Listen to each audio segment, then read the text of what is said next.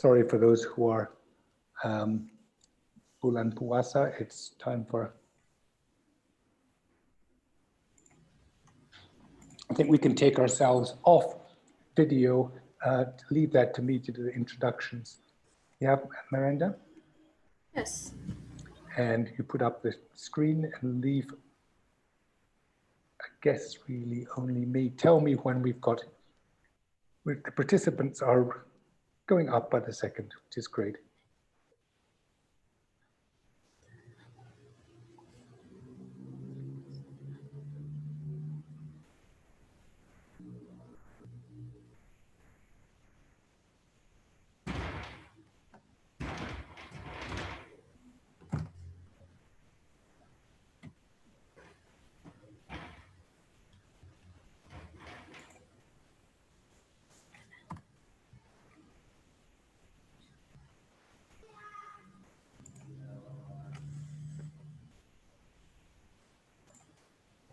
To those of you who have arrived on this webinar, we're just setting up at the moment, waiting for everyone to register, and we'll be with you shortly. We've got 43 participants online. Let's wait until we get the majority there, and we will go. The people you can see on screen are some of our speakers, and I will be introducing them all shortly. But in the meantime, we'll be starting in maybe 2 or 3 minutes from now. Thank you for all being with us.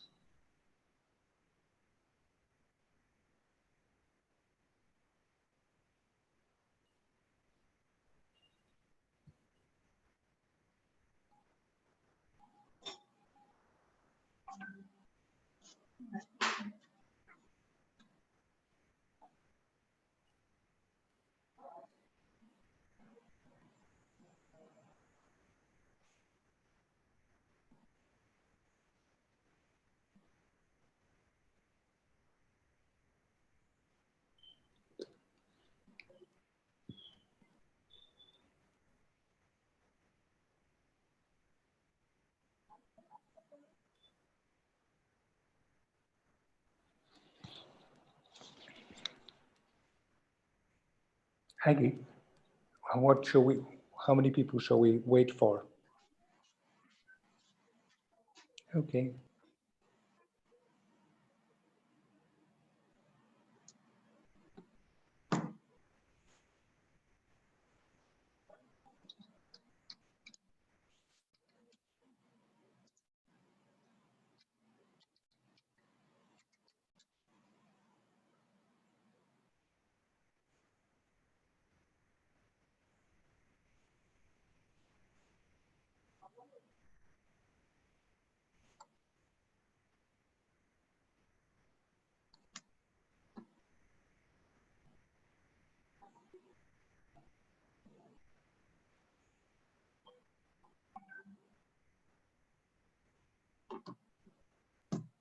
Good morning, everyone. I think I will start this session now because we don't know how many people will join us, but there's plenty of time and plenty of expertise out there.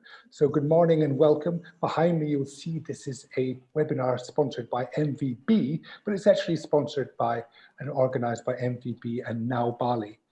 The reason there's no Now Bali there is because I'm not allowed to go to Bali, so I have no Bali banners. My office in Bali, of course, is completely separated. I'd like to welcome you, and I will introduce all of our speakers as we're going ahead, but let me just give you the background to all of this in a very short presentation. For those of you who don't know, I'm Alistair Spears. I'm the publisher of Now Bali magazine and the chairman of MVB, which is a sustainability advocacy. The reason that we've got to this point is really because of MVB, because we understood the value of expertise and expertise to solve particular problems. And that's why we first started talking to SGS, who are one of the knowledge partners of MVB. We like people with knowledge and expertise to solve problems, not just having endless meetings. That's why we're here today. We're here today to share expertise. So without further ado, let me dive into a very quick presentation about the background of what we're about to do today.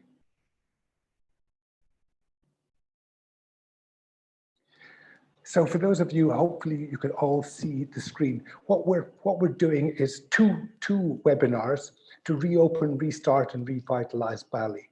There are two because the reopening and restarting are separate to the revitalization. And the reopening and restarting are the things that we're talking about today. So let me just dive on with you at the moment. Look, at the moment, not for the last 20 years, Bali has depended 80% on tourism, roughly. So there's no short-term answer to the economic distress being suffered except reopening. But reopening and restarting are two separate issues. We can reopen, but restarting depends on our source markets. And that depends on something very important called confidence. Confidence in what we're presenting to them. Now, how do you create confidence? Do our principal markets have an appetite for travel? Well, for those of you who have seen the statistics coming out of China, they have an appetite for domestic travel, but they haven't got an appetite for international travel yet at all. Do they have permission to travel? I think places like New Zealand, who are bubble oriented, may not give permission to their citizens to travel yet. And do they have confidence in Bali as a destination? And that's what we're here to try and talk about today. To give them confidence, we have to eliminate, or at least minimize their doubts as to our health, hygiene, safety, security, and processes and procedures, and most of all, our honesty and transparency. When you're trying to, sorry, let me try and get this screen to change. When you're trying to give certainty to the people, one of the things that the international markets are looking for is certification and accreditation, not just somebody saying we're doing a deep clean, we've got it all in hand. And for the most important factors in the decision-making, that means using only the highest international certification at the highest levels. But then we've got to ensure that's delivered across all the hotels, the resorts, the airport, the transport, all of the supply chain. Now, I'm pretty sure the top hotels can do that, but can we then make sure that the rest of the supply chain does it as well? Look, we haven't got a great track record of honesty and transparency. Even now, our COVID statistics look very underreported. So if we want business to return, we must be upfront, honest, and give excellent, well-informed daily information to all key markets. That means a top-level professional PR and Marcom system set up now to create the positive messages that we have to give. And that's why we've got this team assembled today, the team to give you assurances it can be done right if the resources are engaged now. Now, SGS, who you'll meet in a second, are world leaders in the whole licensing and certification of a whole bunch of things, but now they've developed a process just for post-COVID. GSA are world leaders in safety and security and as consultants, and we need them both on board now. Michael, Yoka, and Carla, many of you know, have the experience and expertise to make sure that the local understanding and commitment to the programs is there and to tell the world about them. So what we're going to do now is just dive into what they have to say, and we'll come back later on to have the questions and answers. That's the background. We've got government spending going into tourism now. We've been told yesterday that the government will spend 4.3 billion on tourism support. We've been told that there'll be a capital injection to ITDC of $33 million. Let's hope that that will come to do the right things. So what I'm going to do now is simply pass over to our guest of honor, really, Nicola, who is speaking from Switzerland, who is the world expert from STS on the post-COVID hospitality and tourism answers. We are looking for certification at the highest levels. SGS can provide that. So we're bringing him in front of you to show what can be done. Shashi, who is on screen, is the local representative of SGS, and I believe has already got people in training to provide this process. So we're well underway. So Nicola, if you're there, unmute yourself, let us see you, and tell us what SGS has got. And I will sign off for the moment. Thank you very much indeed for all being here. Thank you very much, Alistair. I hope you can hear me. I'm going to share my screen now. So I think you need to stop sharing yours, Alistair, so that I can share mine. So thank you everyone for being with us this morning. So my name is Nicolas Kint. Can you, Alistair, confirm you can see my screen, please? I can see your screen. Thank you. Perfect. Thank you very much. Thank you. So my name is Nicolas Kint. I am the global expert in health and safety and environment at SGS. SGS, as Alistair mentioned, is the world leader in testing, inspection, certification, and verification based in Switzerland. We have launched in the last weeks a new series of programs and services related to our response to COVID-19, and very much so because many of our clients in the hospitality sector came to us and said, how can SGS help us to assure our clients, our guests, but also our employees that our place is safe to be reused? And how can we make sure that we can really assess the risk related to the reopening of our hotel? And as such, we have created a new program which we call How Clean is Clean, which has been rolled out, and I'll show you some examples at the end of a real case where it is now being deployed. Specifically in Indonesia, my colleague Shashi has been training his team over the last days and weeks as well, so that we are now able to provide this service locally. So I'm going to explain you the concept we've gone through, and we'll be of course more than happy to answer your question afterwards. So just very quickly, so what is what is cleaning and disinfection verification, which is what we're offering here. So as you know, the SARS-CoV-2 virus is rarely present in the environment as a pure virus, but instead it is being expected to be carried in oral and or nasal secretions that are expressed by an infected carrier. And so when a place needs to be cleaned and disinfected, there is really this combination of this combination of two steps. First, the cleaning. The cleaning is basically the action of removing the dirt and other surface pollutants to prevent the deactivation of active ingredients in the disinfection products. And secondly, it is followed by a disinfection, which is applied directly to all surfaces. For hard to access surfaces, airborne mist can be used as well. And so SGS is working in order to to deliver our services. We are really looking at those two steps, the cleaning and disinfection, and we're making sure that the effectiveness of this cleaning and disinfection activities is right. And so we have a team of experts around the world that really can help there.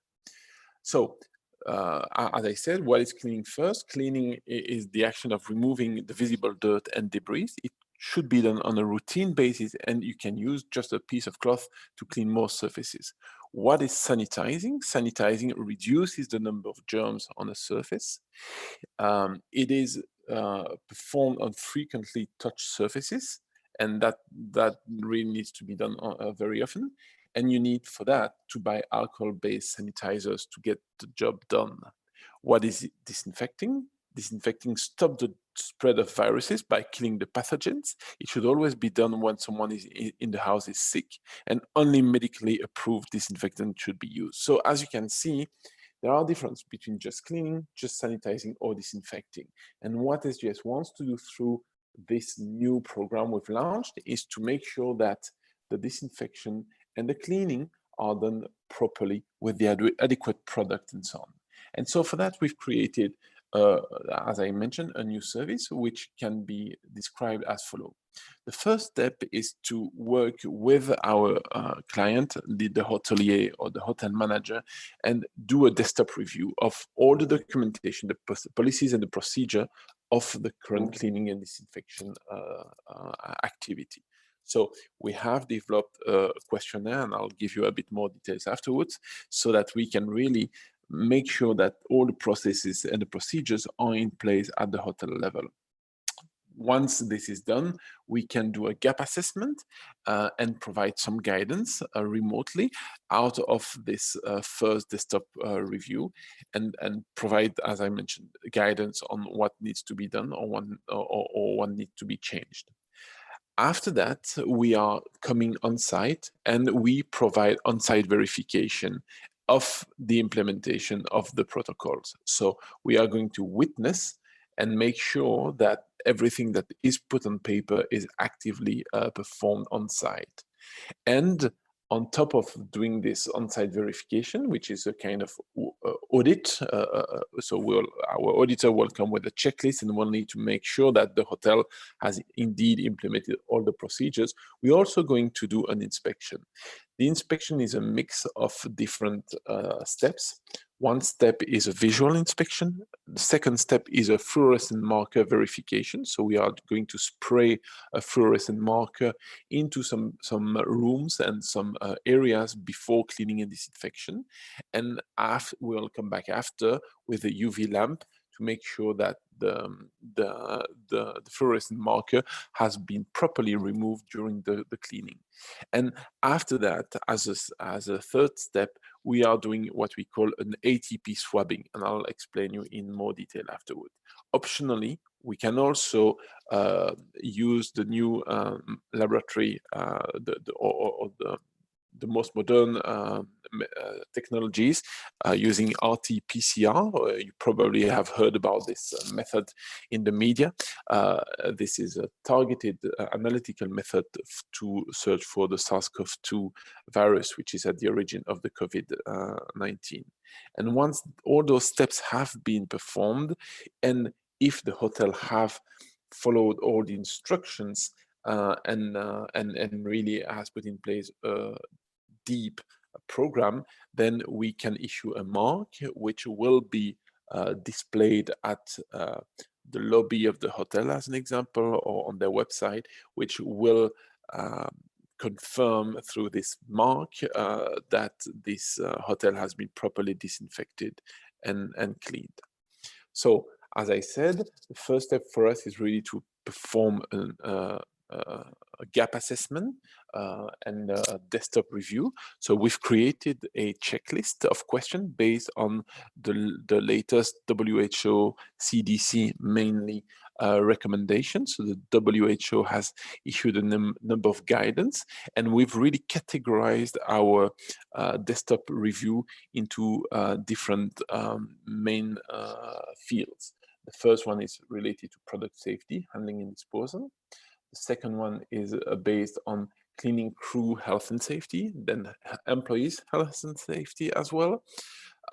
We are then looking and asking questions about the cleaning and disinfection process, the maintenance of the equipment, the safe distancing and access control that are being promulgated inside the hotel, and also whether or not any testing is performed. So those will be the categories that we cover during our gap assessment and during our desktop review. And again, we have decided in the 150 questions we'll be asking to highlight some what we call critical questions. And those critical questions will be very important. They need to be answered, and they are what we call killer questions. So in case they aren't answered properly, or that will basically highlight very strong non-conformities, which we'll need to follow up with the hotel. Once this first step of the desktop review is performed, and this can be done remotely, so all our team can be accessible remotely, we can then move to the next step, which is to go on site and select some high-touch areas. The high-touch areas, so we're really following the WHO recommendation in order to decide which are the areas that will be sampled. And so typically, those high touch points will be door handles, elevators, stairs, phones, conference room table, water dispenser, the desks inside the room, the conference room table, the light switches, the photocopiers, and so on and so on. So we really identify the high touch point within an area. Obviously, as you can imagine, we're not going to sample and test every single room inside the hotel. So we are going to randomly check, and we're going to take a sample of rooms and a sample of some of the common areas within the hotel. All this sample density, the number of samples that we will be testing, the number of swabs that we'll be performing, and so on, is based on the IQAA, which is an Australian organism, which are giving us some recommendation and inspiration with regards to the sample density. Once those have been defined, as I mentioned, we will be spraying fluorescent markers inside the room, for example. Fluorescent marker is very simple to use and doesn't require a lot of training. This is clear and colorless. Obviously, it's not going to have any, it's not going to damage any of your rooms or any of your furniture, but we'll be spraying that before the cleaning and disinfection. And after the cleaning, we'll go back with a UV lamp and we'll be able to check on whether or not the marker has been removed during the cleaning process. That will give us a first indication on the efficiency. And then after that, the next step will be to perform a swabbing. So the swabbing will allow us to take a sample on site, and we'll have two solutions.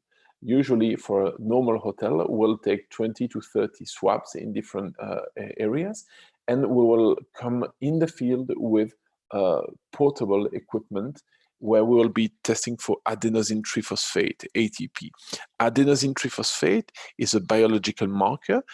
Any living material is full of ATP. I am full, you are full of ATP. And when we test for ATP presence in the field, we're not going to test for the presence of the SARS-CoV-2 virus, but we are going to check for the presence or the absence of living material. And so obviously, if the cleaning and disinfection process has been done properly, we shouldn't be finding presence of living material and thus ATP during our control. Additionally to that, we also do take some swabs, which are usually done on a number of points where we can test in our laboratories for the SARS-CoV-2 virus on an RT-qPCR equipment. So the PCR equipment is key. We haven't got today that testing developed in Indonesia for SARS-CoV-2, but we can work on our network of laboratories, and we are considering whether or not eventually in the future we would need to develop that technique also in the region. But right now we would need to ship the samples to test for SARS-CoV-2 virus. Nicola, you've got 2 minutes to finish up, please, if you don't mind. I know you're talking from Switzerland, but we've got a lot of people to get through. Thanks. Sorry. Yeah. So the mark, once this process is over, will be issued, and it will have a certain validity. It will need some recheck and self-assessment to maintain the mark. I'm going to just give you last two comments. The first one is SGS is implementing that solution with the Radisson Hotel Group worldwide, and we've released that announcement on May the 6th. All the hotel of Radisson will be going through that approach with SGS. And we've also signed a similar global contract with the Spanish group NH Hotel, where we'll be assessing their disinfection processes globally. So on that note, I will thank everyone, and I'll stop my presentation here. Back to you, Alistair. Very many thanks, Nicola, and thank you for getting out of bed in Geneva in the middle of the night to speak to us. I know you're going to leave the Q&A to Shashi here in Jakarta, but on behalf of all of us, thank you very much for sharing your expertise. And that is exactly what we need: immediate and high-level international qualification expertise available in Indonesia to put people's minds at rest. Welcome to all of our participants who have come on since the beginning of that. That was Nicola Kind from SGS International telling us about how to really make sure your venue, not just hotels, but venues overall, can be 100% inspected and certified. We're going to move straight on to our second presenter, who's actually a double act between Terry Birkin and Eamon Sadler, who between them will cover safety and security and talk about the highest, once again, the highest international levels of accreditation on that. Terry, are you ready? Are you going first? I think Eamon's on first. Okay, Eamon. Yeah. Over to you, Eamon, and let's hear what GSA has got to offer to Indonesia. Okay, good morning, everyone. I'm speaking to you from Jakarta. I just want to give you a quick introduction before Terry takes over and goes through the PowerPoint share screen with you. GSA is an organisation based out of the UK, which was formulated by some very senior police officers a couple of years ago, former chief constables, former counter-terrorism experts, cybersecurity experts, with a view to creating a standard for hotels around the world in safety and security.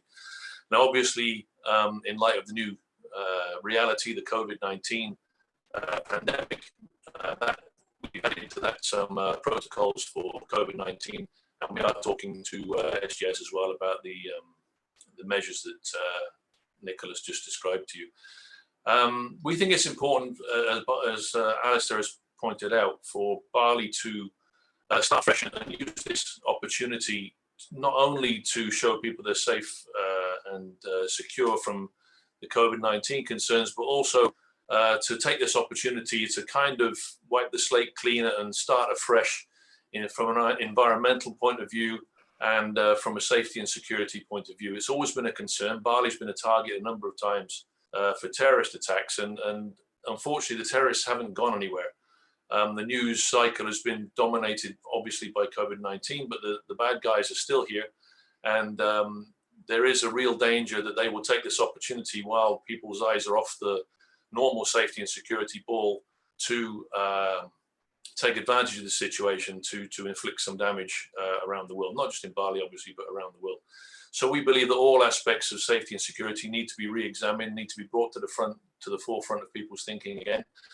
Bali needs to be to make itself prominent as a safe and secure destination, not only for COVID, but for everything, and also from an environmental point of view. So with that, I'll hand over to Terry. Terry is a former UK police officer with many years, a couple of decades of experience in Indonesia. I'm a former UK firefighter with many years, nearly 30 years of experience in Indonesia, so we do know Bali very well. We do understand the special considerations for Indonesia and Bali. So with that, I'll hand over to Terry. Are you ready there, Terry? Yeah, Eamon, are you able to share the presentation? Because I can't do it from this end, unfortunately. Can. Hang on a sec.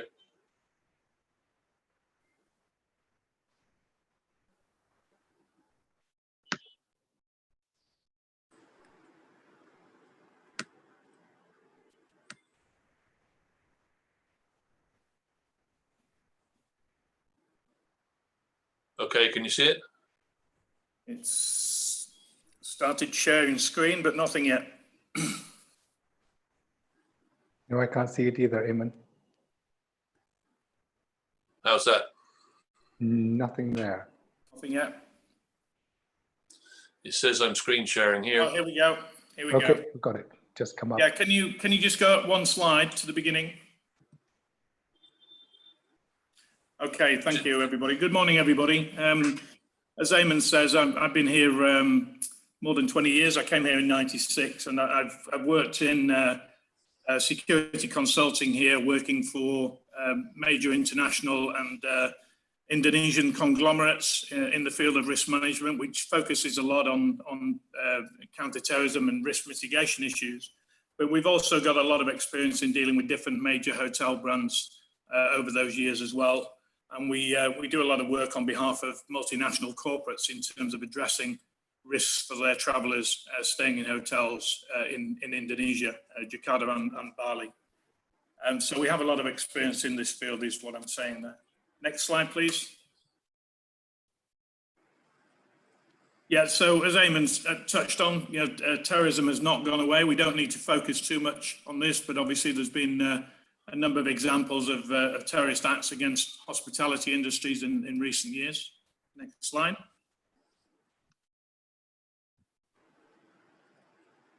And as Eamon addressed in his opening remarks, whilst the forefront of attention is on the COVID-19 pandemic at the moment,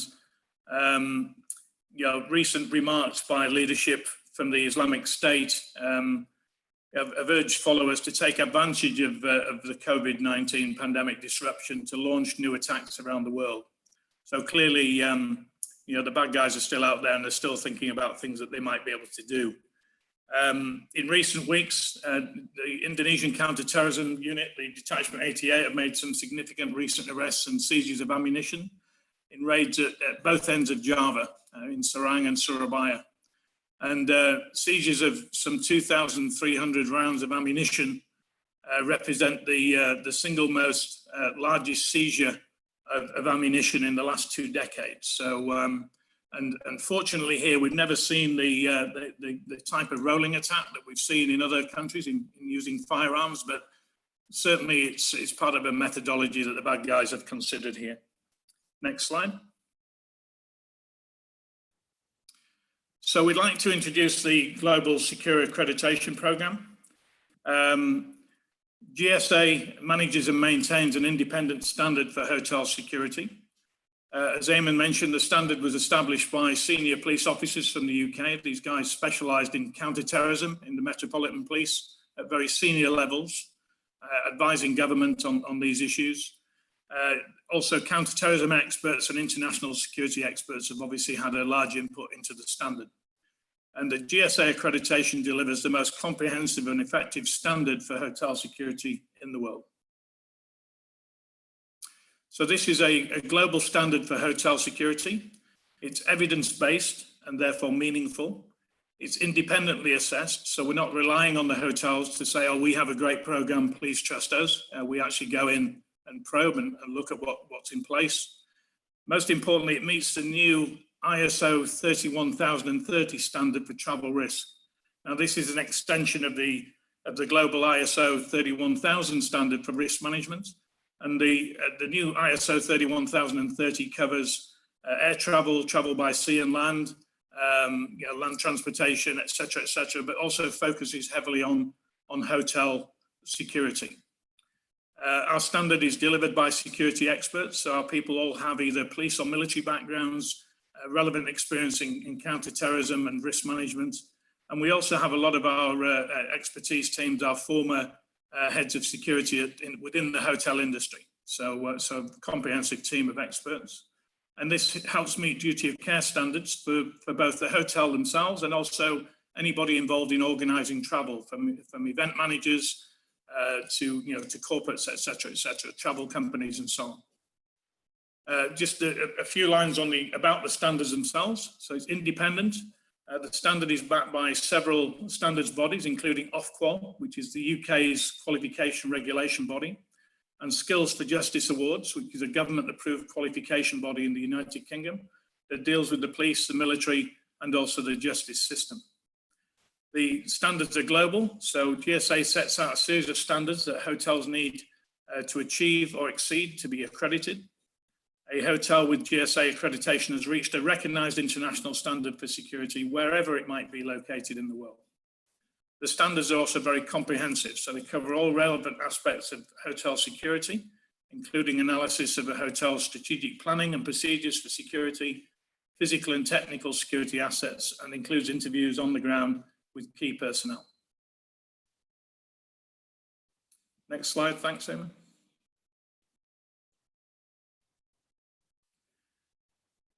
So again, the standards are risk-based and designed to ensure a consistent, appropriate level of security, having assessed the unique environment and risk profile of a hotel. So there's several things that might impact on the risk profile. Obviously, the brand itself, the type of personnel, unique features within the thing. Does it have a nightclub? That type of thing, etc., etc. Location, so on and so forth. On strategic planning policy and procedures, standard 1 looks at maintaining security through strategic planning for major incidents, business continuity, crisis management, etc. Standard 2 looks at maintaining security through management of appropriate policies and procedures for security, evacuation, searching, human traffic, data security, including guest data, etc. On the physical and technical security, Standard 3 looks at maintaining security on perimeters, car parks, hotel areas. Standard 4 looks at maintaining security using surveillance, lighting and alarm systems, separation of public and guest space, cyber security systems, information security, etc. Standard 5 looks at maintaining through access control for staff, contractors, patrons of the hotel, such as guests, visitors, etc. On the workforce, looks at Standard 6 looks at maintaining security through effective management, training of staff. It also looks at pre-employment screening, hiring and firing, etc., etc. We also have additional standards for high-risk environments, and these might be areas at risk of either political unrest, terrorism, natural disasters, that type of thing. So there are additional questions within the portal that address those issues. So for the accreditation process itself, hotels are assigned one of our GSA qualified assessors drawn from our international network, as I mentioned, from law enforcement, military, security, risk management consultants with relevant in-country experience. That's also equally important. Once the assessment is completed, the hotel is either recommended to Skills for Justice Awards for accreditation, or a report with required remedial actions necessary to meet the standard is provided to the hotel, and we can then help them to get the appropriate measures in place to again be able to meet the standard. On the left-hand side of the screen, you'll see a sample of the certificate of accreditation. So the hotels, once they've passed the accreditation, they receive this certificate, which can be displayed in the reception area and public areas. It can also be inserted, a copy could be inserted, for instance, into the guest folio in the bedroom, could be put on the welcome screen when guests turn on the TV, that type of thing. The hotel also receives an accreditation report, a detailed report, and also receives digital assets, the software including the Global Secure Mark for guest and industry marketing and communication. So it gives them a lot of leverage in terms of reaching out to their client base. Wrapping up now, Terry. Yeah, so the benefits are duty of care. So businesses ask their employees to travel. The same applies to travel companies promoting hotel and resort locations, and also by extension, foreign governments issuing travel advice. Hotels get access to best practice. Traveling can be stressful, so choosing a hotel that complies with the GSA standard reassures travelers about their safety and security. And hotels obviously can get increased bookings through adoption of the GSA accreditation process, which is obviously gives them a significant competitive advantage. Reduced administration. By doing the accreditation once, this can satisfy all the needs from private travelers, corporates looking at holding events, travel companies, governments, etc., etc. So instead of having to host multiple auditors, they can go through this process once. Increased bookings we've covered, and also as part of the accreditation process, hotels get a membership to get access to a wealth of information on security best practice and latest industry standards, risk intelligence reports, etc. So in summary, the GSA accreditation is independent, it's evidence-based, it's very comprehensive, delivered by experts, and meets duty of care. And most importantly, it's the only one that is compliant with the new ISO 31030 standards. So it's well ahead of the game. So with that, Alistair, I'll hand back to you. Thank you very much. Thank you very much indeed. And stop screen sharing, please, Eamon. First of all, big thanks to that. Everyone thinks that security is gone away, but those of us who lived through the Bali bombings, through the Marriott bombings, through the various high terror and horror experiences know that we cannot lose our vigilance at this time. So the first two presentations have ticked the boxes of hygiene and health as far as venues are concerned. We do not, of course, have any influence over the public health system, which has still got to deliver the correct markers, and we're obviously looking at Bali at the moment, which seems to be in a much better place, and because it's an island, possibly can stay there. But we are looking at satisfying the international standards of international corporate and leisure travelers, the airlines, and the governments of the host, the source countries as well. And with those two presentations, I think that we can do so. Now, before we go on to how we're going to look at this from a practical point of view from Michael Burchett, I believe my team are going to insert a little advertising. So Miranda, take it away. I'm not quite sure what's going to happen, but let's see.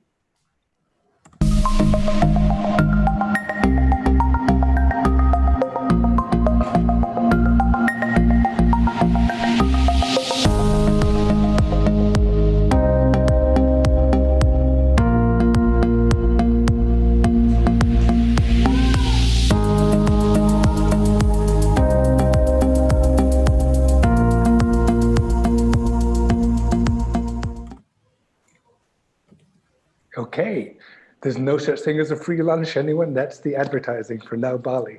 But I think everybody online has already seen it, read it, and knows what it's all about. But thank you very much indeed, Eddie and Wenny, for putting that together. We're over to Michael Burchett. For those who don't know Michael Burchett, you've either been locked in a box or not been in Bali for more than 5 minutes. He is the godfather of the hotel business. He was my mentor under the appalling circumstances of post-bomb Bali, and put together with a fantastic team, the Bali is My Life program to bring Bali back to the world markets. We're not doing the same thing now, but we're doing something similar. So who better to turn to than the man who had all the experience at the time and who's still operating in Bali. Michael, over to you. Thank you, Alistair. Not sure about being a godfather, but I will be a grandfather soon. Thank you. COVID-19, well, we've been through plenty of disasters, but this one really takes the cake. And the reason why it takes the cake, obviously, is it affects all of our markets, not just our place of work and our communities, but all the people who travel here, whether it's from within Indonesia or from overseas. So this one is going to be a tough one, but as in the past, working together, we will get through this, and we will get Bali back to where it should be as everyone's favorite destination. So this morning, I'm just going to cover a few things that we in the hotel business, travel business, hospitality, broader business are focused on. So happily, as of today, we're talking about openings and getting ready to open and getting ready to do some positive stuff. The past couple of months, particularly a few months, have been focused on closing and a little bit more negative, but happily now we're moving towards more positive. And tomorrow, Jamal from BHA will be talking a little bit more about reopening and restarting protocols. So I'm not going to go into those in detail, but happily, yesterday we had a call with our colleagues from Bali Hotel Association, a small group of us, and there's a lot of work being done in coordinating all the SOPs and the protocols that our members and the hospitality industry as a whole can use to reopen their business. And it's going to be a different world. We are not going to just open the way that we were. There will be, in fact, taking the security aspects, there's a need to upgrade that to now include health.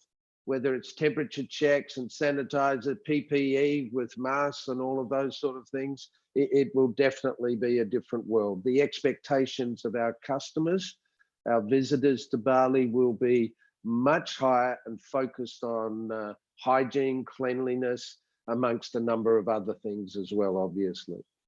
So happily BHA, which I think we're now 148 star rated hotels, is looking to engage with the rest of the industry, as we did previously, Alistair, when we had these other issues we had to deal with, and working with the tour operators, the agents, the ground operators, the sightseeing areas, and all of those wonderful facilities we have here in Bali, that working together to ensure that we've got a broader set of standards, and then sharing it.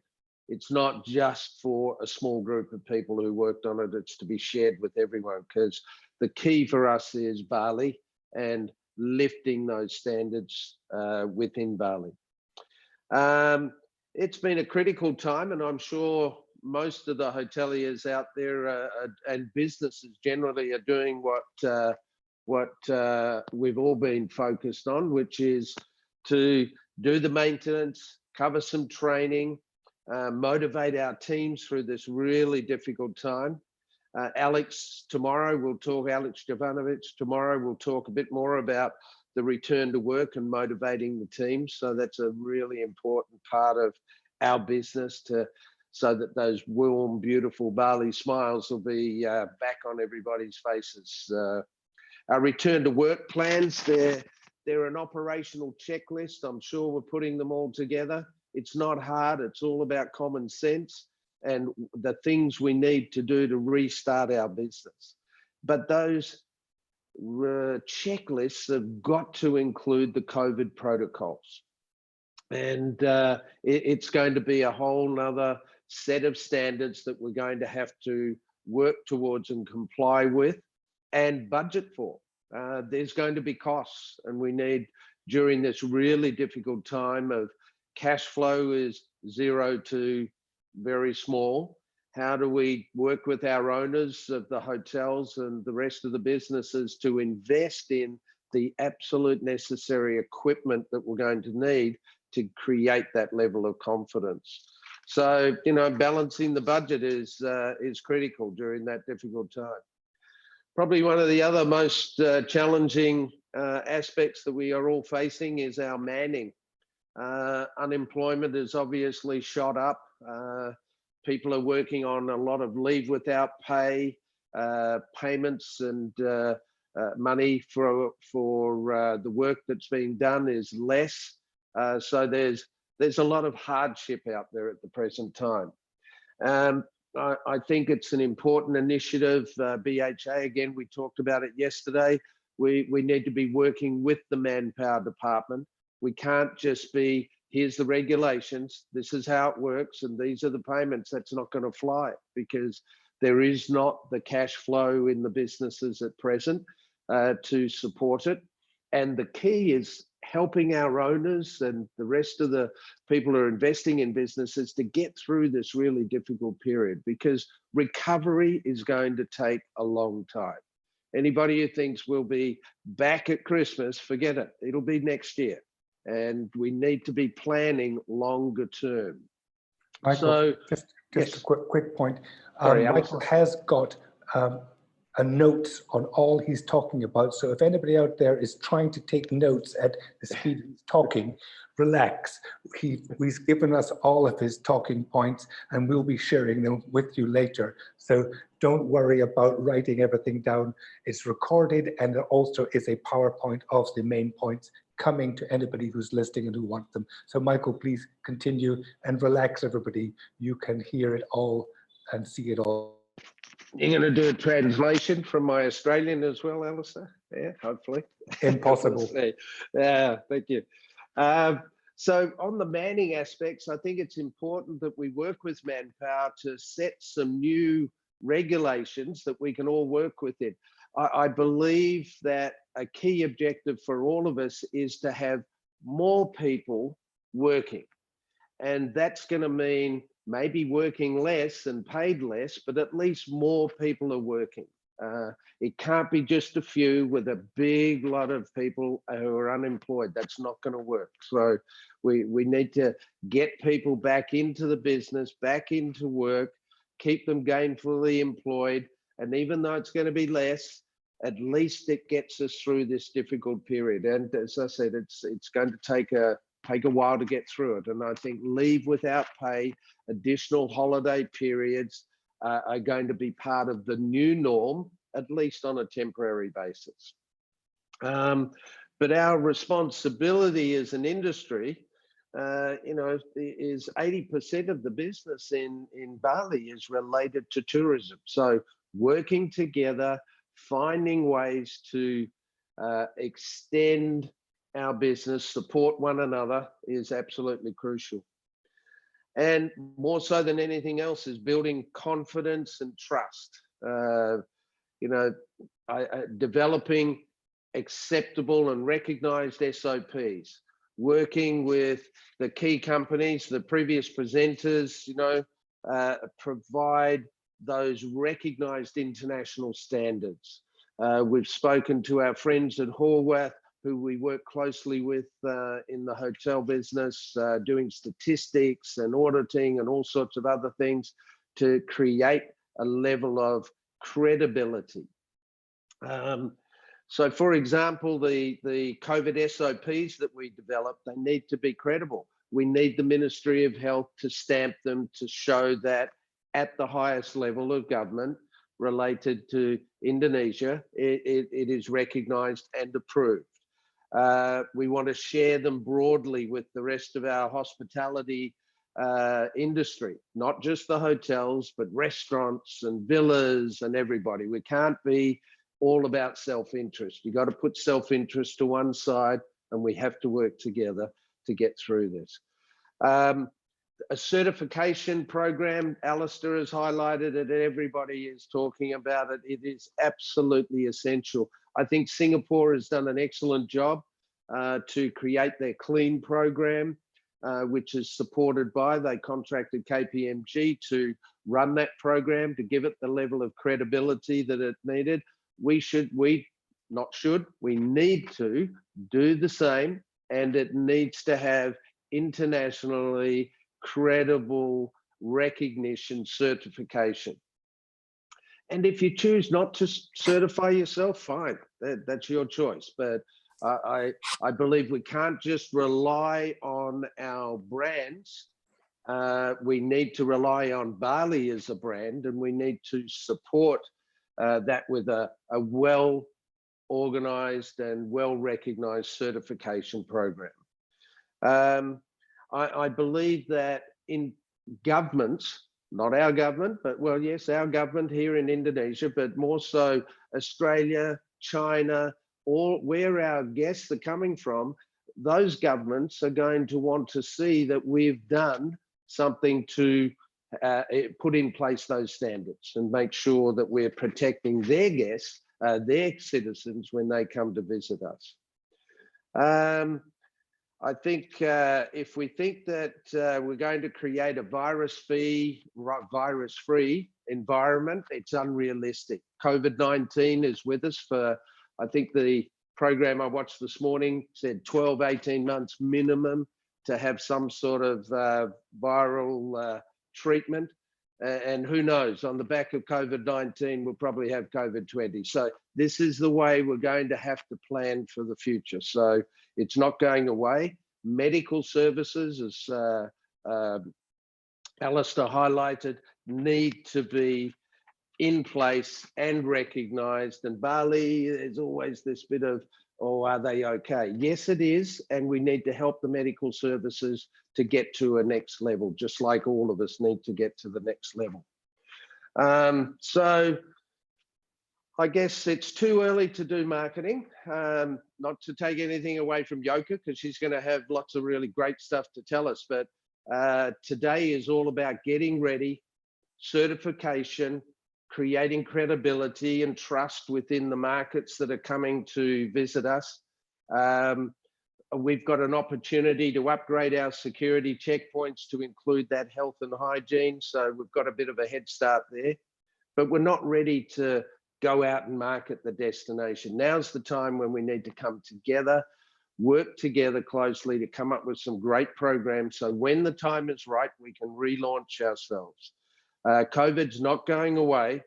Trust and credibility are absolutely essential, and working together as we did after bombs 1, 2, SARS, and all the other challenges we were faced here, that will help us to achieve our goal. And what's our goal? Our goal is simple. Bali, the world's #1 trusted favorite destination. Thanks, Alistair. Appreciate you inviting me. Thank you, Michael. Excellent. And as I said, for those of you who can't follow Australian at high speed, he has provided us with all of his talking points, and they will be shared to anybody who is registered with us or who communicates with any of our team in Bali or in MVB. Thank you, Michael. Words of wisdom. We do have to trust the medical system. We're not allowed to interfere with that either. That's the one area we can't interfere with. We can do everything else, and then we can just work with the government, as you said, to try to make sure that that is getting better and better. But we seem to be in a reasonably good place in Bali at the moment, and let's hope that over this Lebaran holiday period, we don't see a spike, though I suspect we will. That's just our fate at the moment. So, Yoka Darmawan, a lady who has basically helped Bali through so many crises, we're asking you to help us again. Yoka is the most experienced of the PR and marketing consultants in Bali, and I turn to her to give us her views on what we should do. She's also very well connected and well trusted by the Bali governments, the Bupatis and the provincial government, which really helps because we need to work with them. We cannot work in isolation. So Yoka, may I please ask you to give us your presentation? Thank you very much. Hello, can you hear me? Yep. I need to share my screen. Give me a moment.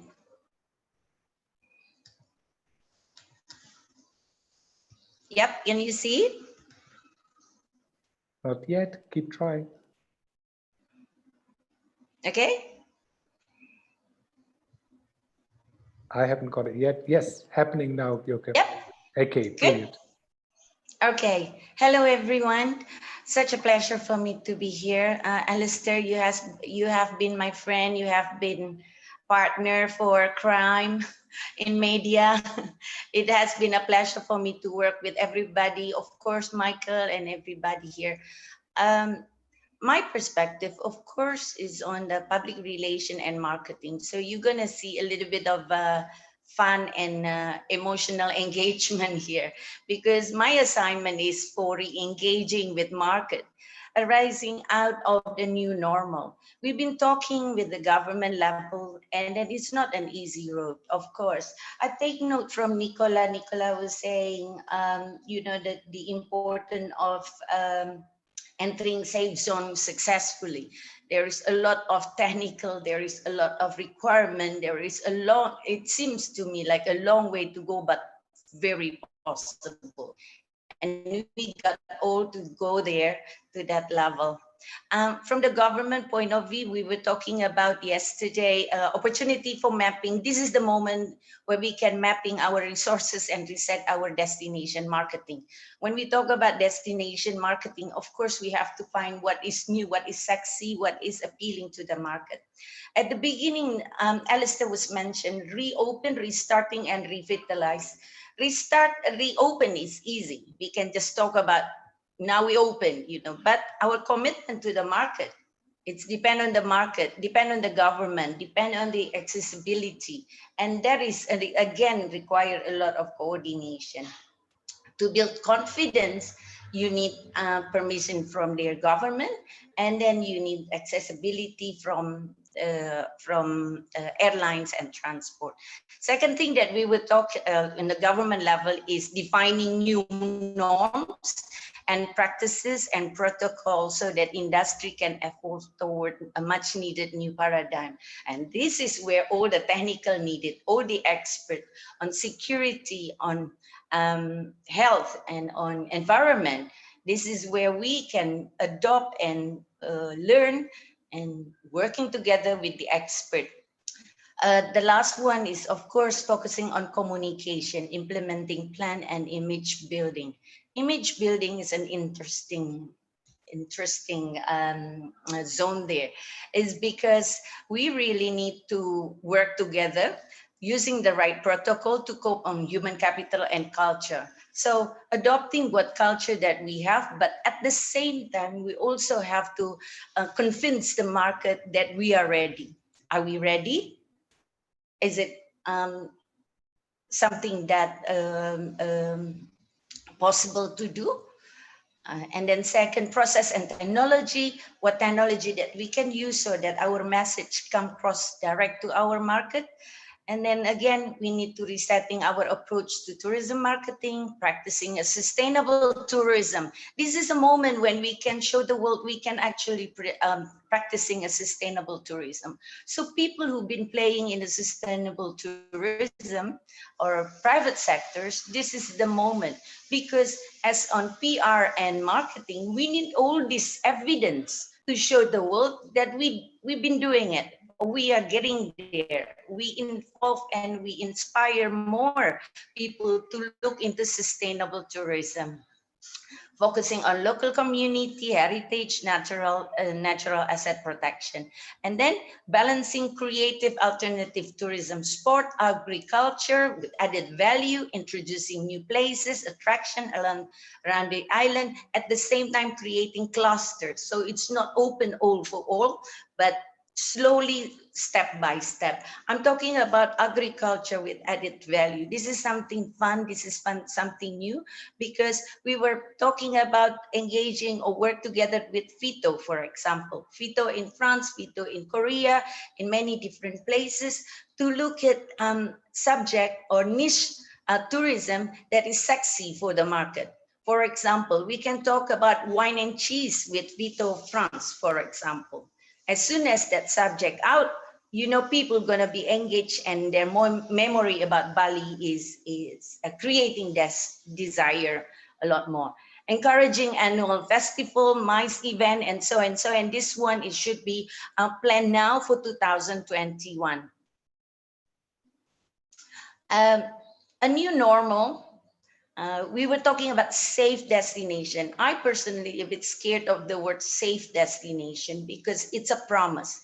A brand promise is something that we need to keep, because as in public relations, once you put and promote safe destination, you need evidence, and I'm gonna need a lot of help from politically, technically, emotionally, is because we speak emotionally, but we need evidence, and those evidence come from the expert on safety, on security, hotel with the right SOP that applied with all hotel and restaurant, something like a big commitment from all. For us, communicating safe destination, meaning that we are talking about the truth and honesty. But we cannot sell Bali as a safe destination without evidence. So this is time to work.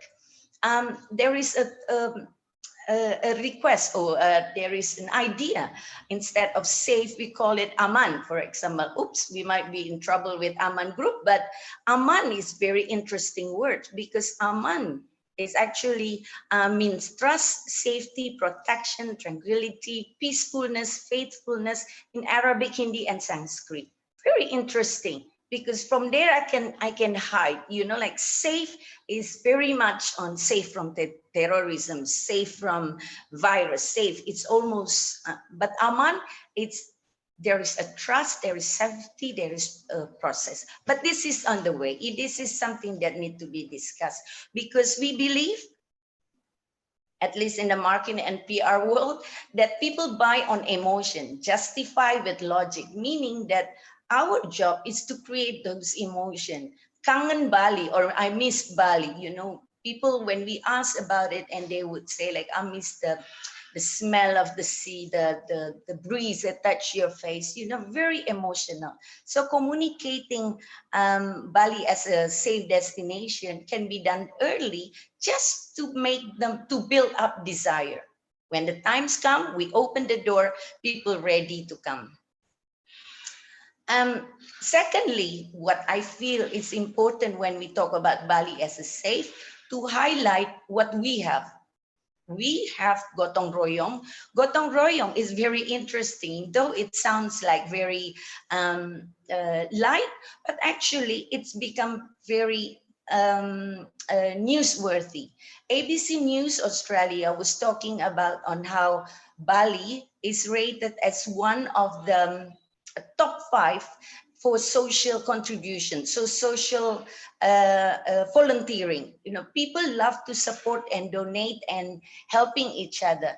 I think a sense of community solidarity is worth to sell, because we would get people to care about you when you come in here. That is emotional.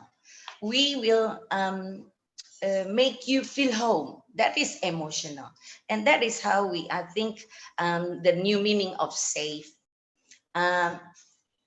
Alistair asked about action and priorities and practicalities. From the point of view of PR, when we talk about what the industry expect, we would like to see evidence if we want to promote safe destination. We should consider operating green pass lines, for example. As soon as people get to the airport, they would like to see a green pass line, or I am free from COVID. I have checked 3 days ago, and now I can go to the green pass, and I can see people going green pass. If you are not so sure about your condition, there is a swab test. You know, like people doesn't mind to pay, I think, to go and to earn their holiday. I think they need to know that they are too not endanger our communities. Phase 2, we clean beach, public facilities in tourism. Use SOP to show the world that yes, we are taking it seriously. A declaration of commitment of government and stakeholders that right now we do a major cleaning to make it safe for you all to come back. And phase 3, we showcase on positive and sustainable practice. This is where all the expert come. Implemented by hotel and restaurants, energy, waste management, sanitary, and all that, using international company to lobby stakeholders and to lobby government, so that they are confident to allow Bali as a destination. I think, imagine if we have all, let's see, 50 hotels and restaurants has accreditation as a safe destination. That's enough for me to sell. That's enough for Fito to sell. That's enough for the country to sell. That's saying that, oh, we are confident. We speak the same language, because we are using international company to make sure that we're talking about the right standard. I take a quote from Pak Cho Aceh, Vice Governor of Bali, which I respect so much. He said that our island is going to show the world on outstanding capacity of resilience and renaissance. Wow, I thought that because that is important to PR throughout this hard time. He was talking about holistic healing power that Bali needs. That's why Bali is unique as a destination, because Bali has this potential to come back stronger. We just need to make market confidence and communicating it emotionally, so that we highlight the potential of the country itself, while at the same time using the protocol, the plan to protect travelers, community, and resources.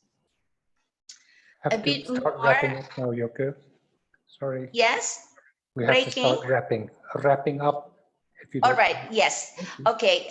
From the last one, I'm gonna say that Bali should be remaining loving all and serving all. I think being alert and cautious is going to be very, very important. That is a new normal, and I hope that Bali can be promoted as being a safe destination, not just for the sake of marketing and PR, but to really showcase that we could do it with the help of everybody, stakeholders and government collaborating together.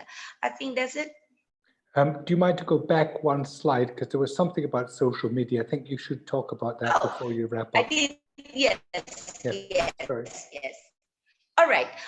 Bali is viewed as an icon of Indonesian and international tourism. This is very interesting. Yesterday, OTA, a spokesperson from OTA was saying that we still receive bookings. We still receive people who interested to come. But the funny thing is the gap was 14 days before, and now people book for August, September, a long stretch. And even those who book for wedding here in Bali has not canceling it, is because they still see Bali as an Insta-worthy, and the picture of Bali, the feeling, the dream is still there. So social media playing a very important role to keep the beauty of people, not only nature, in the system. And then reason Bali for still sexy for domestic and international tourism is, I think Bali has this ability to bounce back, and the familiarity of the people. I think the people are playing a very important role, playing emotions. And I think there's a lot of our language using the emotion of philosophy and spiritual level. For technical people, it sounds like mambo jumbo, but for travelers who come all the way, they get fed up with their room and they just want to get out. And I think Bali, as soon as we open the door, would got people to line up here. Our challenge again, how to make sure that we protect them, we protect community as well, we protect our asset as a destination. Thank you, Yoka. That's excellent. Thank you very much indeed. Thanks. Okay, we've done the practicalities, we've done the certification, we've just talked about the absolute essential role of evidence in PR. We keep on thinking that you can wrap up something and do advertising and make it happen, but you can't. It's got to be based on facts, which is why we're doing this whole thing today. We've got quite a few important people who are watching this, including, thank you very much, Matt Gebby from Horwath. We know that we need all of these international associations, these international names to bring credibility to this whole thing. So Matt, thank you very much for being with us. We also have quite a lot of the skills and knowledge partners of MVB watching, including Didier Perez from PIPA, who has got quite a number of questions, because Didier was right in the middle of helping Bali with its water crisis when this whole thing started. And once again, the water crisis hasn't gone away either. All we're doing is looking at another crisis in the meantime. Yoka, Bali Aman, I don't think you're going to get as a brand, I'm afraid, but what we could do is wrap it up as the trademark of health, hygiene, safety, and security, the thing which says you've done all these things. So a venue could become Bali Aman without using it as a brand and conflicting with them. So maybe that's how we're going to relaunch. Every venue has to become Bali Aman through the certification and accreditation and applying all of the protocols. So it's a really good idea to wrap it all up. You can't become Bali Aman without doing everything to the standards that we require. That's Absolutely. a really excellent idea. By the way, the expression is partner in crime, not yes. partner for crime, because that would give us a slightly different emphasis. So thank you for being a partner in crime. Partner in crime and partner for crime. I like that both. Thank you, Yoka. we're going to move on to our last presenter, who's going to wrap it all up from a travel trade perspective. But before that, I believe we've got another little interlude of advertising. So please forgive me. Miranda.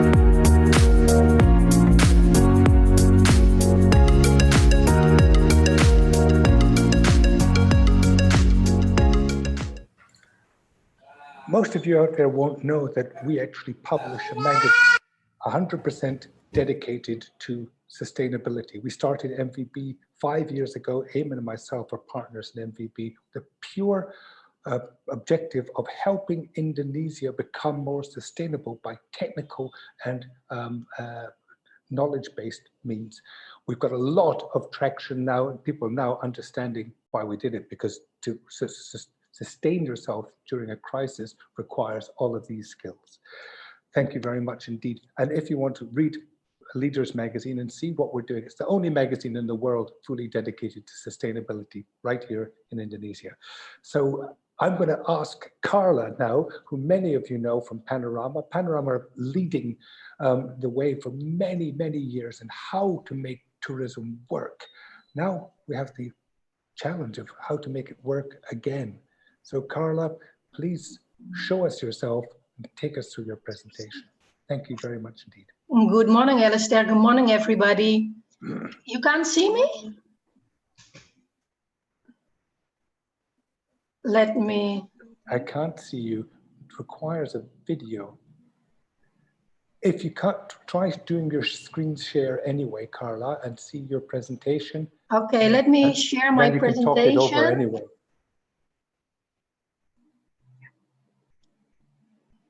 That's Can working. you see my screen? It will in a second. It's just a little bit delayed. Yes. Okay, let's start from there. I try the video later. First of all, thank you very much for allowing me to share also this subject from a travel agent's perspective. I have to be honest, probably I'm not going to give you the golden key answers, because everybody is still trying to find the solution to attack the current situation we are in.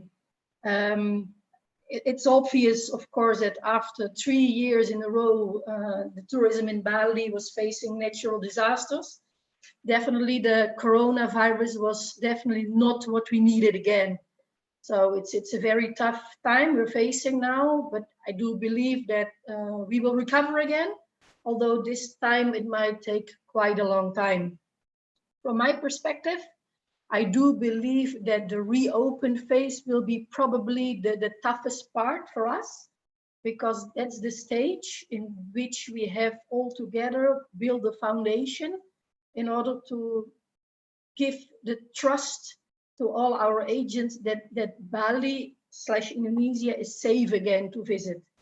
If we're not able to give that confidence to our agent and all our clients, it will probably be tough. I do believe as well that actually this new normal and the phase that we are facing now, that also allows Bali to make a brand new start. And we also probably should pay more attention to sustainability, not only for hotels, but also for travel agents. We have to make programs which are sustainable. We also should use the time to find a solution for the waste issue Bali is facing. And we also should take time to renew and improve cooperation among tourism suppliers, because I strongly believe that a good cooperation among all tourism partners, including the national and local government, is a must for success. If we continue actually to the reopen stage for Bali in particular, which has to be prepared, of course, for the new normal, the government already announced the BISA, which means can-do policy. BISA stands for bersih, which means hygiene, indah, beautiful, sehat, health, and aman. Aman, safety. I do believe that these principles are very well, but from a travel agent perspective, I do have some questions, because I would like to know per subject, what are the criteria points actually? Which tourism suppliers need to comply to the BISA certification, and who and how will the certification go, and who will check whether indeed the tourism suppliers will indeed follow the BISA policy. In order to guarantee safety, I do believe that tourism suppliers who are certified, they must be prioritized. That means travel agents, hotels, restaurants, and tourism objects. And a close cooperation among those certified suppliers is a must to raise trust to people to visit Indonesia again, and that we can guarantee their safety. Probably a lot of discussion is about what is actually the new normal for tourism in Bali in particular. I think the list is quite long. I made a list with points which from a travel agent perspective came up in my mind, which I do believe there will be for the near future no more mass tourism, traveling with mask. I do believe that all ports of entries, which are airports and harbors, must be equipped with tools to detect COVID-19. These can be very up-to-date computers. It can even be like in England, they do with dogs who can detect the virus with people. We also should think about quality tourism, where clients can experience the destination. As I mentioned before, sustainable tourism. We must be able to guarantee health and hygiene at every location of the destination, which is worldwide recognized. So not only for Balinese or Indonesian standard, but our protocol should be worldwide recognized. All certifications to tourism partners also must be accepted worldwide.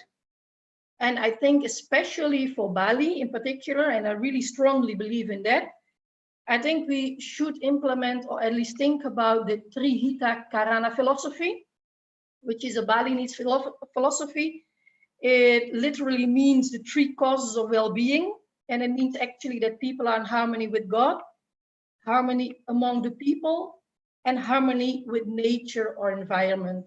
And I do believe that if we're able to create packages based on this Balinese philosophy, it will be a USP for Bali in particular. Me as a travel agent, of course, I would like to know which markets I expect to recover the fastest. And I think it's fair to say that probably the domestic market will revive the first. Secondly, by Asian countries. And I do think that Europe will then follow, but probably as of next year, but only if we are able to implement an international accepted certification and health and protocol safety policy. Without that, it will be tough in order to gain back the European market. In case we reopen, me from a travel agent perspective, I would like to highlight some subjects which we really should think about, and we should give attention as well. To start with the port of entries. We have, of course, the airport Ngurah Rai, and we have the harbors Gilimanuk, Padang, and Benoit. I think we have to avoid huge crowds. We could do this, for example, by only allowing a representative of each travel agent. It can be a traditional travel agent, it can be an online travel agent, to wait the clients. We have to avoid long queues inside the airport or near the harbor. And like Ibu Yoke already mentioned, We could do that with green pass lines, for example.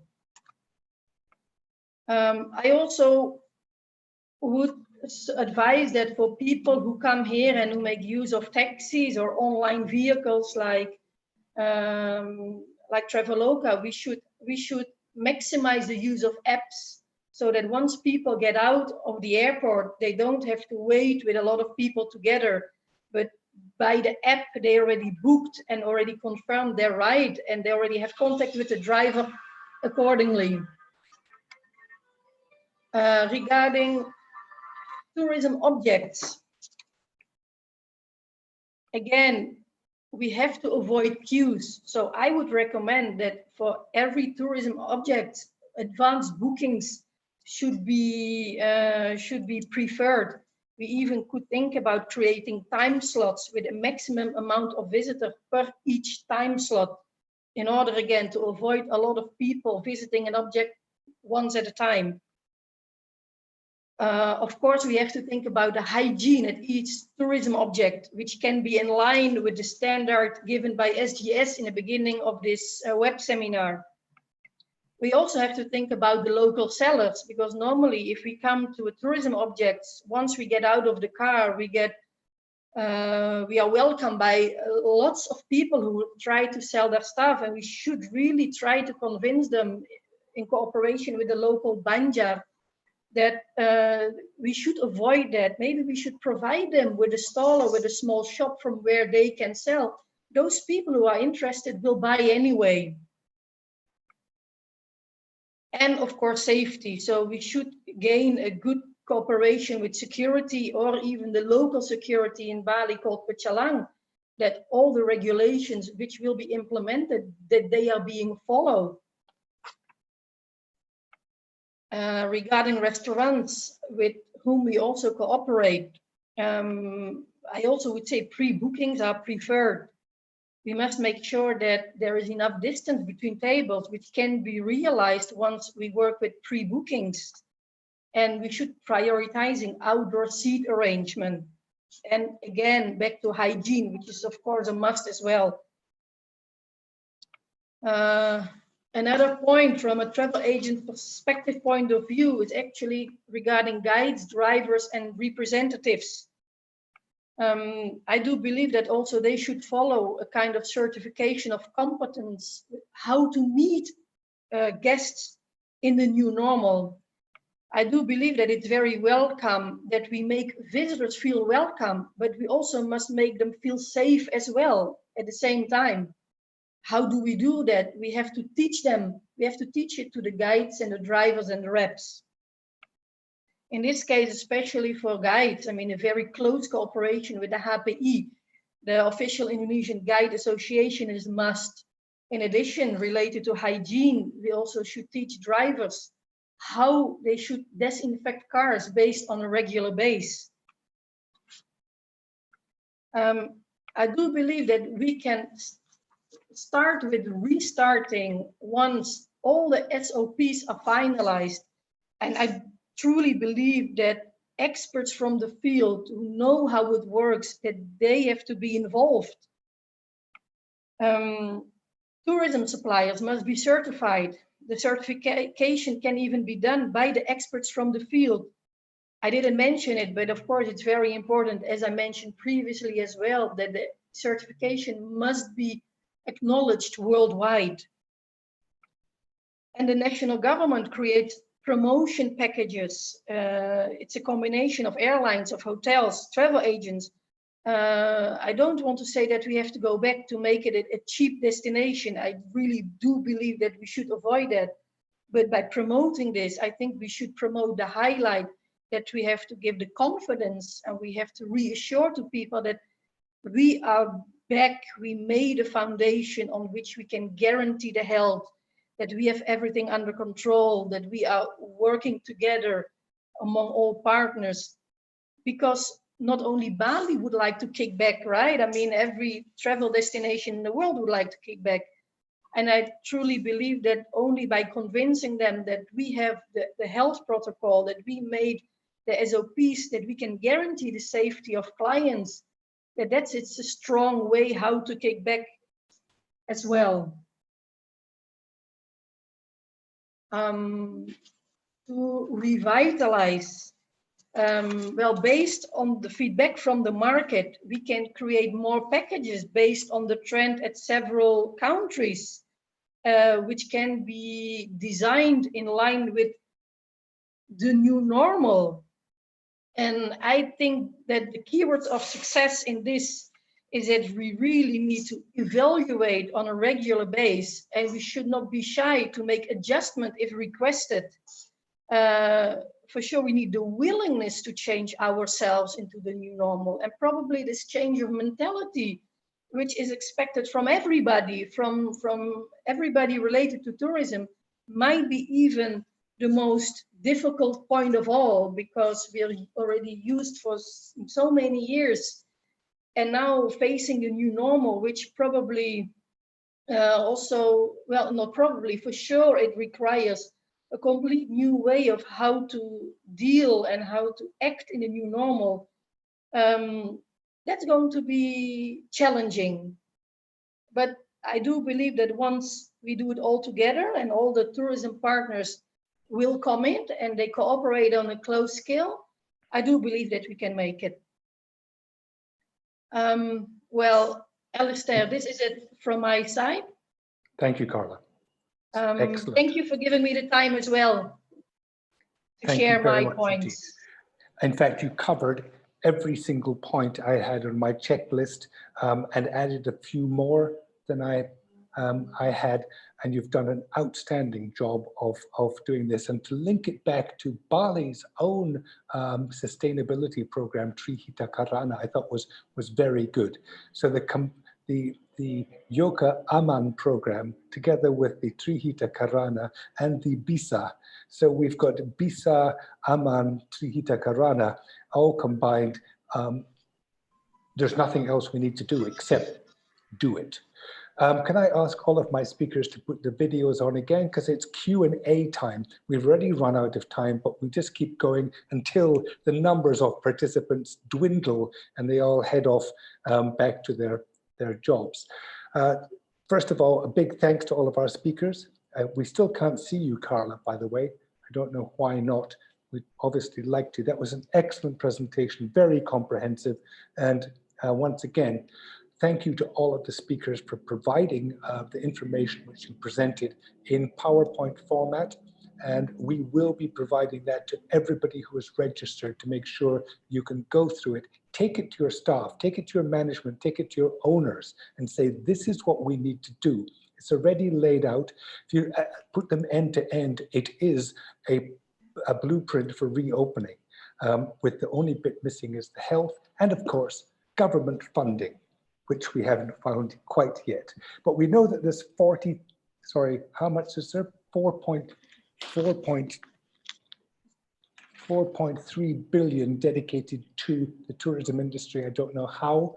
And as I said earlier, there's $33 million going as a capital injection to ITDC, which hopefully that can be part of what we're trying to do. Questions on Q&A, please. There's a Q&A button down below. Anyone who's out there would like to ask a question, please type it in. Tell us who you are and tell us who you'd like to ask the question to. I will start this off by going back to Shashi, if I may, because Nicholas has gone back to bed as he should have done being in Geneva. You've told us SGS can solve this certification problem. When are you ready to start? If Bali Hotel Association call you today, can you start working today? Is there resources and is there a certification process ready now? Absolutely. So before we started to promote this, we already have our teams in place. They have already been trained by our global experts. So the team in Indonesia is already up and looking forward to serve our partners in Bali.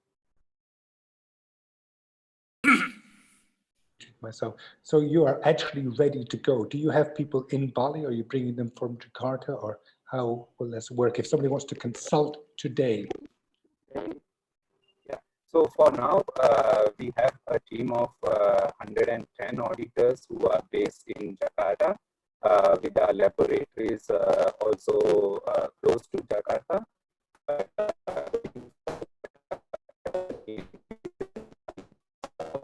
Will be relocated to Bali so that they are available closer to the sites. We lost you a bit there. Did you hear that, everybody? I'd lost Shashi. Very important. Could you mind to repeat that? We lost your voice. Okay. Can you hear me now, Alistair? Keep trying. Oops. Okay, let me try again. So we have a team of 110 auditors who are currently based in Jakarta, and including our testing facilities also in Bogor, close to Jakarta. But as the need in Bali increases, some of our experts will be moved to Bali and will be based there to be closer to the sites. Okay, so you're really ready to go. So all we need now is people to say, either the private sector or the public sector, to say, we need you now, let's get this show on the road. That's excellent.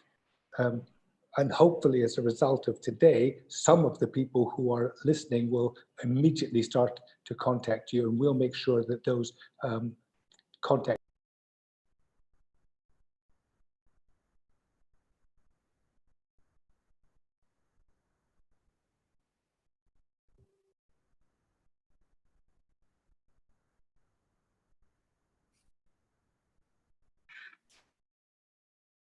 I'm on mute. When hotels are closed, it's quite a safety risk about the whole water thing as well, Legionnaire's disease and so on and so forth. It's not just the scarcity of water, it's the sitting around in systems, it's bad. That's something which we need to bring in Didier on as well, but it is related to safety and security. Have you answered his question, Eamon and Terry?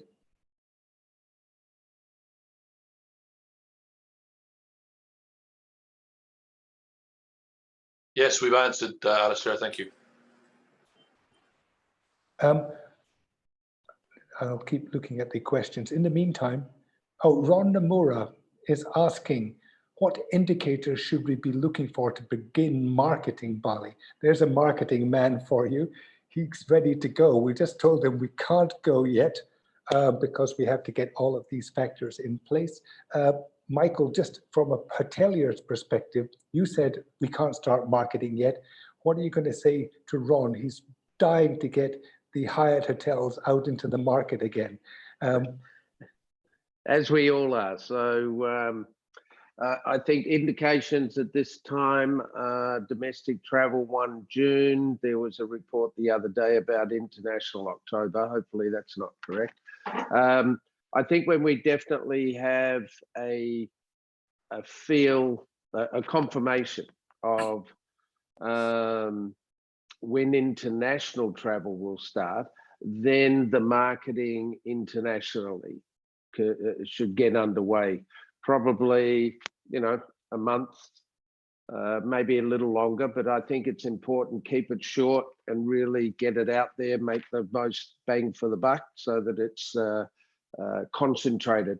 For domestic, I think a lot of people are preparing themselves now in anticipation of domestic travel commencing 1 June again. But again, let's see what happens, because there's still a couple of issues out there to be resolved post Idul Fitri. So hopefully, Ron, that gives you an idea. Start now for domestic, and around about 4 to 6 weeks before confirmation of international travel starts. That'd be my recommendation. Well, that depends on whether or not we can get this certification done in this period. 4 to 6 weeks to do. I think absolutely 500 what hotels. We talked about today, Alistair, is absolutely mission critical to get all of that in place before we go international. The domestic market's going to demand it as well. So we need to start yesterday with the certification and everything else. We need to get this underway, and people need to recognize it is absolutely essential to building trust and credibility. What if people say they don't need security? It's all done, it's all over, we've done all of that. Terry, what would you say to them? They're going to say, look, we're okay. Yeah, I think, as we've, as a consultancy over the years, we worked on behalf of a number of major hotel brands and also corporate users and event users and so on. And I think everybody recognizes that, yes, various hotel organizations do have their internal policies, procedures, SOPs. But quite often they would also, I think, recognize and accept that they're implemented to varying degrees. And these can be cultural, the attitude of the owner, the attitude of the latest security manager, etc., budget constraints, etc., etc. So they do still vary. And I think, the program that we're running through GSA strips away all that and looks for the evidence and looks for the reality. Just touching on the issue of timing, we can work with hotels who engage with the program by starting to populate the portal, certainly in terms of documentation and existing policies and procedures. We can see any gaps that might not address issues, post-COVID as we're coming through this period. We can identify those quite early on. But I think our physical inspection really needs to take place to finalize the accreditation. We need to be looking at the hotel either just prior to opening or indeed as it's opening. So it's fully staffed, security are fully back in place, new protocols that Mike touched on, health screening at the points of entry, et cetera. We need to be looking at all that in real time as it's actually running. The rest is just academic. Our evidence needs to be based on what we see rather than what we're told. So I think there's elements we could do now, but there's elements we can help hotels to recognize what they need to be doing in readiness for reopening. But I think our final inspections come once we're kind of under live fire, if you like. And that's a bit tricky, isn't it? So you're waiting for hotels to be restaffed before you can really give a real picture, but they're waiting for business to be able to restaff. It's a real catch-22, isn't it? I think, to be honest, we don't need them to be operational, but we need them to be in the final stages of getting ready. So we'd anticipate that by the time they're bringing their staff back, they're retraining them in the new COVID environments. Some staff may not come back. Some staff may have moved on to other careers. So there might be new recruitment required, etc., that Mike's touched on. But I think at some stage of readiness pre-opening, we could probably get the lion's share of the work done at that point. Okay, Michael, is there a standard across BHA which GSA and SGS can look at? Has the Bali Hotels Association already got standards so they can say, okay, that's a good starting point, we're benchmarked already for security and for hygiene, or are we starting from zero? No, the draft is ready. It's a work in progress, and I think there's a bit more work to be done. And then I think we need to share it with the team, Terry Amon, Associate, etc., to get their input. So it's a document that it currently relates just to hotels, but we talked yesterday about the need to expand it to other businesses, and there's a current engagement at the moment to talk to tour operators, restaurants and other things. So trying to pull all that together is going to be challenging, but I think at least if we could get the hotel standard operating procedures in place and get input from the experts, I think we're a step in the right direction. The draft, JC is working on it, and he's done a lot of work. I think, why don't I talk to him and find out how far away it is? Excellent. We can now see Carla, which is great. Finally, she's become a real person, having had an excellent presentation. Suzanne Santos de Cardenas is our speaker tomorrow. She's talking about the whole quality versus quantity thing tomorrow. But right now, she's asked a question back to SGS about certification. Big hotels can afford it, but how about small lodgings and independent hotels who are really part of the market as well?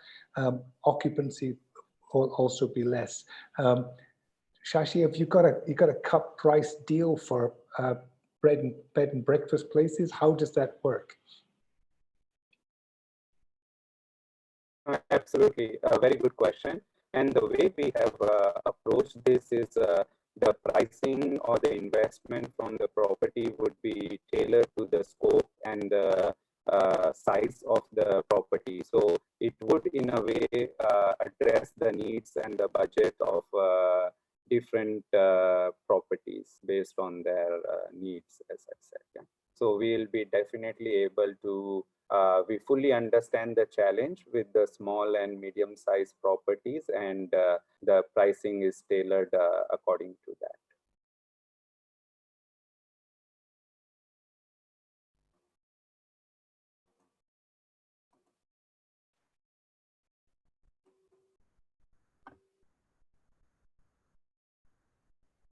You're muted, Alistair. Thank you. Just a follow-on question, which will go to Shashi and to Yoka at the same time, because there is, we are talking about SGS being recognized worldwide, but what happens if the Bali government or one of the implementing bodies here says, actually, we want to use somebody else and we don't want SGS? Yoka, is there a danger of that?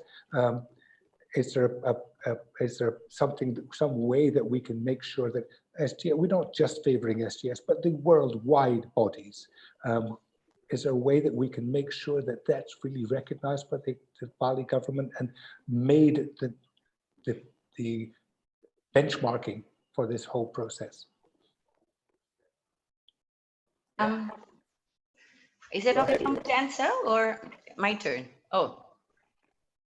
Oh, can I answer it? Sachi, can I answer that? You know, government level, Bali government, for example, you know, of course, there are so many experts, there are so many suggestions. It's like a hub for everybody suggesting many different way to define a new normal and what need to be done and how to do it, and everything seems priority. But it's a matter of narrowing. I think, as mentioned earlier, government to government confidence that we are using international standard procedure certification will make government allow their people to travel become very important. So we should convince government to see it from this angle. It's because, as I mentioned, everybody overwhelmed with what need to be done. You know, like suddenly there's a policy, open the door. Suddenly things need to be done, and so and so. But this one is very crucial, you know, like to engage an international company that accepted worldwide to give confidence for the market government, for the outside. It's not for convincing our own government, you know, to actually convincing Australia, New Zealand, Singapore, that saying that, hey, we do something serious, that because we take care our travelers community as well as Bali as a brand. I think that one important. So my answer is it's a must to convince government to look at this option as part of the priority. That's Correct. Government level. But from the stakeholders' point of view, you know, as an association, make a big commitment is needed. Numbers is needed, because on PR side, we need numbers. We cannot just individual one by one doing it and not telling. Absolutely. Key strength. Thanks. Key message. So that's the point. Your relationship with the government, have you got things in place? I'm going to ask the same question to Eamon and Terry as well, so we try and lock this away. Where are we with government approvals? Yeah, I fully agree with what Yoka mentioned in terms of confidence, because as she rightly mentioned, is we might do everything as a property, set up the right protocols, the SOPs, but then if we are not able to build a strong perception and confidence for the visitors to our property, that is not going to really help, right? So this is where international recognition becomes critical. And at the same time, what we also need to ensure is that there are no duplication in terms of local standards and different standards for national company like SGS. So it would be quite challenging for the properties if they have to comply with the local, say if there is a local standard from the Ministry of Health or from the local government in Bali, and plus they have to do something else to convince their international guests.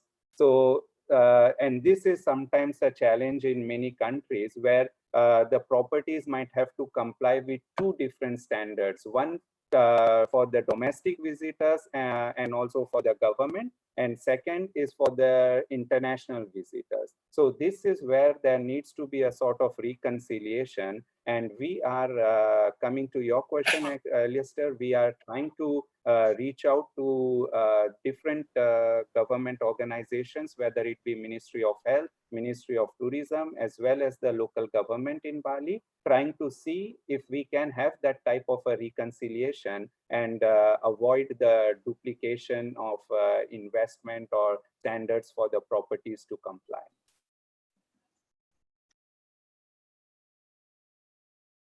Sorry, Alistair, you are muted again. You're muted, Alistair. A number of other questions going to SGS. All of the people who have asked questions on here, we will be answering them either live or getting back to you on them. So do not worry about whether it is. You, of course, SGS cover convention and exhibition centers as well. That's one of the questions. And partnering with BHA, I think that maybe that's another question from Desak. Can SGS and GSA partner with BHA? Can they be adopted so we get 148 hotels doing one thing at once? Or is that going to be too difficult to manage?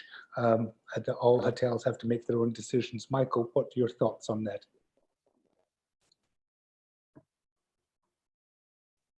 I think it's important to have a set of standards that set the bar. And to be honest, looking at the standards that I've seen from other hotel groups, that bar is going to be at an acceptable level, and it's not going to be overly taxing on most of the hotels, big, small, or whatever.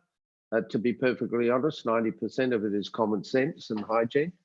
I'm not talking the security aspects. I'm just talking about the COVID hygiene aspects.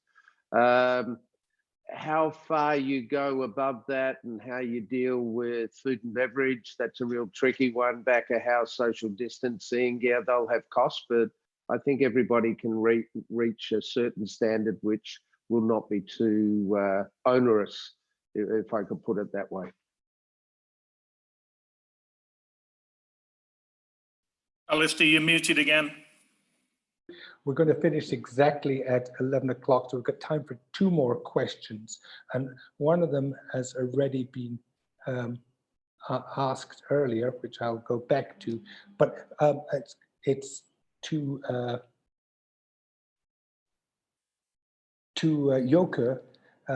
You know about the BISA, Bersih Indah Sehat Aman program from the government.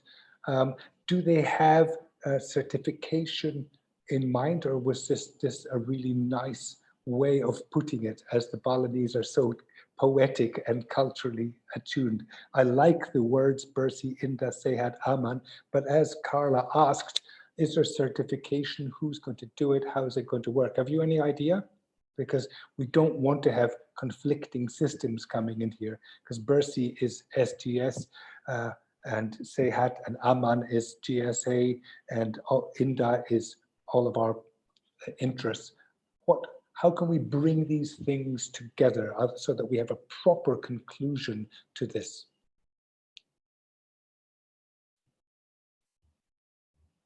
We're just about talking a new campaign. So it's not an overnight. We need a lot of discussion to make sure that this appealing to the market. We have to focus on the language that market understand and responds. We have to speak in the language that emotionally engaged to the market. So I love the word visa, but Aman is important. Aman is appealing to me. Of course, I cannot decide on that. It's government and stakeholders have to look into it from many different perspective. So I think until now, this is still under discussion, and hopefully by this week we know what we are talking about. But I think what is next is we communicate on international vendors, or we talk to international media instead of looking into internal, but we want to be appeal for an international market. Alistair, you're muted again. I thank you for. Most people would like to keep me muted, but that's unfortunate. And today I can't be. Carla, as we finish up, your presentation really took us through so many practical points. And you said the domestic market is going to open first. It usually does, and we're pretty confident in that. Asian markets next, Europe after that. On the original plan from the Ministry of Tourism, they had America as one of their primary markets. I presume that that's been dropped at the moment since they haven't quite got themselves together. But are we going to see, how is it, do we have any idea about the stimulus for these markets? Is there going to be any programs? Have you heard anything about where this money is going to be spent to stimulate the revival of Bali? Have you heard anything?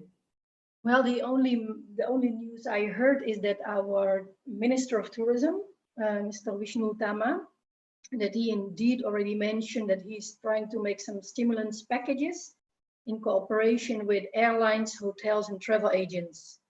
I didn't hear yet which market he would like to try to grab first, but while so far the international airspace is still closed and it's still not clear yet when it might open, of course, domestic market might be the first.